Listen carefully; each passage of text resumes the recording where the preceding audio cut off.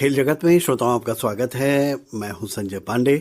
दिनांक 28 जनवरी से उत्तराखंड में राष्ट्रीय खेलों का आयोजन प्रारंभ हो रहा है। राष्ट्रीय खेल उत्तराखंड के विभिन्न जिलों में आयोजित होने जा रहे हैं। इस बार मेन जो कार्यक्रम है वो देहरादून में होगा। इसके अलावा हल्द्वानी में कुछ खेल होंगे, ऋषिकेश में होंगे, हरिद्वार में होंगे, पिथौरागढ़ में होंगे और भीमताल, रुद्रपुर ऐसी तमाम जगह हैं जहां पर इन खेलों का आयोजन किया जा रहा है। और उत्तराखंड को इस बार सौभाग्य मिला है इन खेलों को आयोजित करने का।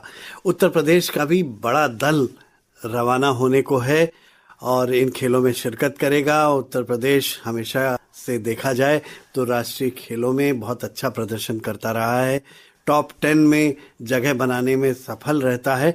लेकिन इस बार क्या प्रदर्शन होना है, कौन से वो खिलाड़ी हैं जिनसे पदक की उम्मीद की जा सकती है, कितना बड़ा दल जा रहा है, कौन कौन जा रहा है, इस संपूर्ण जानकारी के लिए हमने अपने कार्यक्रम में आमंत्रित किया है उत्तर प्रदेश ओलंपिक संघ के महासचिव श्री आनंदेश्वर पांडे जी को। पांडे जी, बहुत बहुत स्वागत आपका हमारे कार्यक्रम में। धन्यवाद आपको। पांडे जी, राष्ट्रीय खेलों का आयोजन हो रहा है, उत्तर प्रदेश के दल की घोषणा भी हो गई है, तो कुछ हमारे श्रोताओं को अवगत कराइए कि इस बार जो दल जा रहा है उत्तर प्रदेश का वो कैसा होगा, कितने खिलाड़ी होंगे, कौन शेफ डी मिशन है और क्या उम्मीद कर सकते हैं। देखिए, इस बार टोटल हमारे खिलाड़ी अधिकारी दोनों मिलाकर 434 खिलाड़ी हैं। 434 और जिसमें 340 खिलाड़ी हैं। अच्छा। हम टोटल 31 खेलों में भाग ले रहे हैं। 31 खेलों में, जबकि हमारे पास महिला खिलाड़ी जो हैं 145 हैं जी, पुरुष खिलाड़ी 195 हैं और ऑफिशियल जो इनके कोच मैनेजर होते हैं 94 हैं जी। इसके अलावा हमारा chief the mission Ajay Tripathi हैं जी। दूसरा deputy chief the mission Sudharma Singh है, बैडमिंटन के सेक्रेटरी हैं। तीसरे deputy chief the mission Sudhir Sharma है जो रोइंग के हैं। विनय कुमार सिंह है जो कि आपके हैंडबॉल के ट्रेजरर हैं, यूपी हैंडबॉल के। इसके अलावा 2 असिस्टेंट हैं, ऑफिस असिस्टेंट एस.के. तिवारी और मिस्टर मोहम्मद तौहीब, जो ये कोऑर्डिनेट करेंगे लोगों को। बेसिकली हम 3 जगह में बांटे हैं। एक तो हमारा डिप्टी सीडीएम तो तीनों जगह जाते रहते हैं, मॉनिटरिंग करते रहेंगे, लेकिन एक देहरादून में रहेंगे।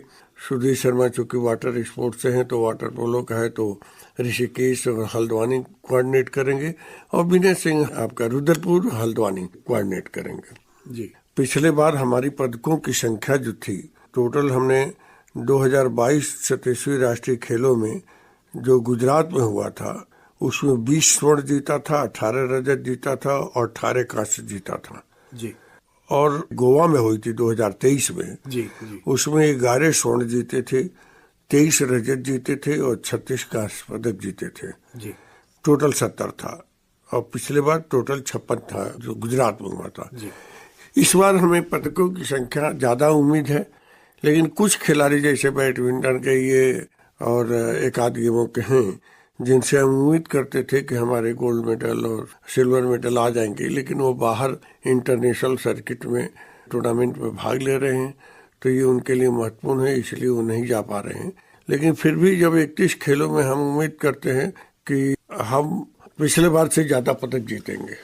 पंडित जी, यहाँ पर हमारे श्रोताओं को ये बताइए कि ऐसा देखा गया है कि कुछ खिलाड़ी जैसे केरल के हैं या कहीं और स्टेट के हैं, राज्य के हैं, लेकिन उत्तर प्रदेश से खेलने लग जाते हैं, तो क्या मापदंड है? क्या वो खिलाड़ी अगर यहाँ पर पोस्टेड है तो उत्तर प्रदेश का ही माना जाएगा, भले ही उसका होम टाउन केरल में हो, कर्नाटक में हो या महाराष्ट्र में हो? नियम क्या है?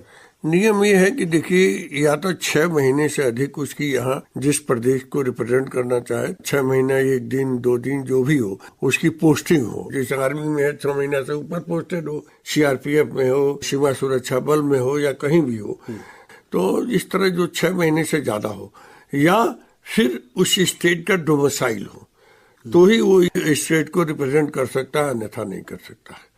अगर करेगा तो उसकी फ्रस्ट्रेट हो जाएगी, टीम स्क्रैच हो जाएगी, उस स्टेट को खामियाजा भुगतना पड़ेगा जी। अच्छा, खिलाड़ियों की किट होती है, उनकी ट्रैक सूट होते हैं और प्लेइंग किट। देखिए, खेलकूद निदेशालय के कोऑर्डिनेटर से उत्तर प्रदेश ओलंपिक संघ इनको बेहतरीन किट उपलब्ध करा जाता है। हमारे वीरराज सागर जी हैं अध्यक्ष, तो उन्होंने इस बार एक बैग दिया है जो किट में उनको देते हैं जूता, मोजा और प्लेइंग किट जो पहन के खेलते हैं, प्लस ट्रैक सूट देते हैं। और थोड़ा ठंडक भी है तो हम कोशिश कर रहे हैं कि थोड़ा मोटा कपड़ा हो ताकि खिलाड़ियों को ठंड से बचाव दे। तो जूता, मोजा, ट्रैक सूट और प्लेइंग किट जिसको पहन के खेलते हैं वो खेल निदेशालय द्वारा वहन कराया जाएगा। दूसरा, इनके आने जाने का 3rd AC का किराया वो अपना क्लेम करेंगे। जो खिलाड़ी जाएंगे एक्चुअली उनका बिल वाउचर प्रोड्यूस करेंगे तो वो खेल निदेशालय उनको प्रतिपूर्ति करेगा। अच्छा, इनको प्रोत्साहित करने के लिए कुछ पुरस्कार राशि? हाँ, पुरस्कार राशि 3 लाख, 2 लाख, 1 लाख रुपए की पुरस्कार राशि है। अगर वो इंडिविजुअल में गोल्ड मेडल लेते हैं तो 3 लाख है, सिल्वर लेते हैं तो 2 लाख है, कांस्य लेते हैं तो 1 लाख है।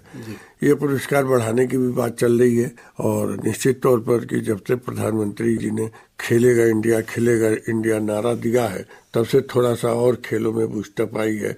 ओलंपिक खेलों में आई है, कॉमनवेल्थ गेम में, एशियन में। उसी तरह हमारे योगी जी ने जो प्रोत्साहन राशि बढ़ाई है खिलाड़ियों को आर्थिक मदद देने के लिए, उनकी नौकरियों की सुविधा के लिए, तो प्रदेश में एक नया खेल माहौल बना है। जी, 31 खेलों में भाग लेने जा रही है उत्तर प्रदेश की टीम। इन खेलों में क्या पहले से तैयारी की गई है? कुछ तैयारियों के बारे में बताइए हमारे श्रोताओं को, कितने तैयार हैं हमारे खिलाड़ी? देखिए, खिलाड़ी तो साल भर अपनी प्रैक्टिस करते रहते हैं, लेकिन इस कंपटीशन पीरियड नेशनल गेम हर कायदे से अभी बैकलॉग चल रहा है। नहीं तो 4 साल के बाद अब उसको 2 साल कराने की बात है, जैसे एशियन ओलंपिक के तर्ज पर। तो इसमें तैयारी तो होती है। हर खेल के, एथलेटिक का अलग है, स्विमिंग का अलग है, बॉक्सिंग का अलग है, बैडमिंटन का अलग है, बास्केटबॉल का अलग है, फुटबॉल का अलग है। तो सब लोग अपने अपनी टीम को सेलेक्ट किए हैं। हमने ये परसू करके निदेशालय के समन्वय से जहाँ जहाँ उनको ट्रेनिंग की सुविधा हो सकती है वहाँ 15 दिन के लिए स्पेशल प्रशिक्षण शिविर लगाए हैं जो अनुभवी कोचों की देखरेख में खेल रहे हैं और उन्हीं के नेतृत्व में भाग लेंगे। कुल मिला के हम ये कह सकते हैं कि हमारी स्थिति पहले से बेहतर है और धीरे धीरे सुधरती जा रही है। थोड़ा हमारे यहाँ कोचों की कमी है और एक्सीलेंट सेंटर भी उतना ज़्यादा वेल इक्विप्ड नहीं है, लेकिन इसके बावजूद भी हम कोशिश कर रहे हैं कि हर खेल में अपना बेहतर प्रदर्शन देके अच्छे पदक प्राप्त करें। जी, कहा यह जाता था कि उत्तर प्रदेश में जिस तरह से पहले एकेडमीज को लाने की बात थी, प्राइवेट एंटरप्रेन्योर यहाँ पर पैसा लगाएं आके, हाँ। तो इसमें क्या प्रगति हुई है? अभी उत्तर प्रदेश में अगर खेलों को देखें तो कितने प्राइवेट प्लेयर्स हैं या प्राइवेट कंपनीज हैं जो आगे आई हैं और उन्होंने पैसा लगाया है खेलों को बढ़ावा देने के लिए? मैं ये देखता हूँ कि क्रिकेट के अलावा बड़ा मुश्किल में एक बैडमिंटन की एकेडमी है BBD, और जो इनका इंडोर हॉल है वो सबसे बेस्ट है। वहीं इंटरनेशनल टूर्नामेंट हो सकते हैं, तो उसके बाद कोई कंपनी नहीं है। दूसरी एक जो इंडोर हॉल हमारे उत्तर प्रदेश में सबसे बढ़िया तैयार हुआ है वो KD सिंह बाबू में है, मल्टीपर्पज हॉल, जिनमें अभी हमने एशियन हैंडबॉल चैंपियनशिप कराई थी। वो वेल इक्विपमेंट हॉल है, सुविधाजनक है। ऐसा हमारे पास ट्रेनिंग हॉल तो है लेकिन कंपटीशन के लिए नहीं हॉल है कि हम उसमें कंपटीशन करा सकें, लोगों को, खिलाड़ियों को उचित माहौल दे सकें।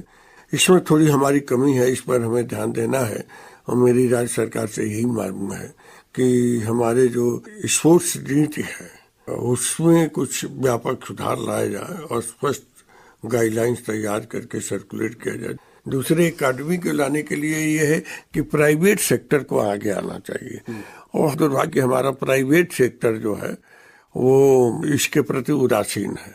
प्राइवेट सेक्टर एक हिंडाल्को था जहाँ से हमें अच्छी उम्मीद थी कि स्पोर्ट्स को बढ़ावा देता था, लेकिन आजकल भी उसका मदद स्पोर्ट्स में नहीं रह गया है। तो ये एक दिक्कत है हमारे पास। तो सरकार की ये मंशा है कि हर एक गेम को एक एक सेक्टर से जोड़ दिया जाए, घराने से जोड़ दिया जाए, ताकि वो अपने CSR फंड का खेल में उपयोग कर सकें। खेल में उपयोग तो करते हैं लेकिन बहुत नॉमिनल करते हैं, बहुत कम ही लोग आकर। पांडे जी, उत्तर प्रदेश को भी अलॉट हुए थे राष्ट्रीय खेल, लेकिन उत्तर प्रदेश में ये खेल अभी तक नहीं हो पाए हैं। यूनिवर्सिटी गेम्स तो हो गए, लेकिन राष्ट्रीय खेल जो अलॉट हुए थे मेरे ख्याल में शायद गोवा और केरल के पहले ही अलॉट हो गए। हाँ, 2009 में के राष्ट्रीय खेल उत्तर प्रदेश को अलॉट हुए थे। उन्होंने बिना बिड के उत्तर प्रदेश ओलंपिक संघ में उस समय में अलाट तो करा लिया, और बाद में अलाट कराने के बाद यहाँ सब कुछ हो गया, लेकिन फिर बाद में स्पोर्ट्स एक्ट आ गया। स्पोर्ट्स एक्ट आने के बाद दूसरे आईओ ने उसको विड्रॉ कर दिया, क्योंकि अंतर्राष्ट्रीय नियमों के अनुसार कोई भारत सरकार किसी खेल फेडरेशन को अधिकृत कर सकती है और न स्टेट सरकार किसी एसोसिएशन के कार्यों में हस्तक्षेप कर सकती है। तो डायरेक्ट हस्तक्षेप मांगते हुए उन्होंने विड्रॉ कर लिया, फिर खत्म हो गया। जब एक्ट खत्म हुआ तो एक्ट खत्म होने के बाद फिर हमने चीफ सेक्रेटरी से मिलकर काफी वो किया, लेकिन वो यही होता था कि गवर्नमेंट चेंज हो गई, मंत्री चेंज हो गए, चीफ सेक्रेटरी चेंज हो गए, खेल सचिव चेंज हो गए, तो चेंज के बहार में हम नहीं कर पाए। जबकि हमसे छोटे छोटे राज्य, अभी देख लीजिए उत्तराखंड हमसे अलग हुआ है, बिहार से झारखंड अलग हुआ, वो कर लिया, उसके बाद केरल ने कर लिया, छत्तीसगढ़ भी तैयार है कराने के लिए। तो छोटे छोटे राज्य कर लिए, लेकिन अभी हम पीछे हैं। मान लीजिए अगर मिल भी जाता है तो उत्तर प्रदेश में कोई एक ऐसा सेंटर नहीं है जहाँ पे सारे खेल कराए जा सकते। देखिए सारे न खेल, जैसे उत्तराखंड में कई जगह कर रहे हैं। हाँ, तो हम गोरखपुर में वाटर स्पोर्ट्स कर सकते हैं, रामगढ़ताल बहुत बढ़िया है। हाँ। उसके बाद हम लखनऊ में स्पोर्ट्स कॉलेज है, साई सेंटर है, और केडी सिंह बाबू स्टेडियम है, आपका चौक स्टेडियम है, तो बीबीडी एकेडमी है, गोमती नगर में स्टेडियम है। तो हमारे पास तो देखें किसी भी राज्य से सबसे ज्यादा आधारभूत सुविधाएं, केवल इनको रिन्यू करना है, रेनोवेट करना है, और इसको थोड़ा सा मॉनिटरेट करके करा लेना है। तो हमें उतने की आवश्यकता नहीं है जितना दूसरे प्रदेशों की पड़ती है। और हमारा सेंटर यही है। अब रहता है गेम विलेज बनाने के बाद किसी तमाम बिल्डर्स के बिल्डिंगें पड़ी हुई हैं, उनमें किसी से डर ले लेते हैं, वो दे देता खुशी खुशी, क्योंकि उसका एडवर्टाइजमेंट हो जाएगा। एडवर्टाइजमेंट से जो उसका दाम है 10-15% बढ़ जाएगा। जैसे आपको याद होगा, आप कॉमनवेल्थ गेम्स विलेज का कितने उन्होंने अक्षरधाम के पास कहते थे कि ये सांप आ जाएगा, बिच्छू आ जाएगा, ये आ जाएगा, मच्छर, और कहीं कुछ नहीं हुआ, कितनी शानदार हो गया। और उस विलेज का जो कीमत थी उससे कई गुना अधिक बढ़ के बिक गया। बिल्कुल, सब जगह ऐसा हुआ। रांची में भी देख लीजिए, और गुवाहाटी में देख लीजिए, हर जगह यही हुआ। जी। तो ये है, उत्तर प्रदेश करे तो डिटरमेंट बहुत अच्छा कर लेंगे।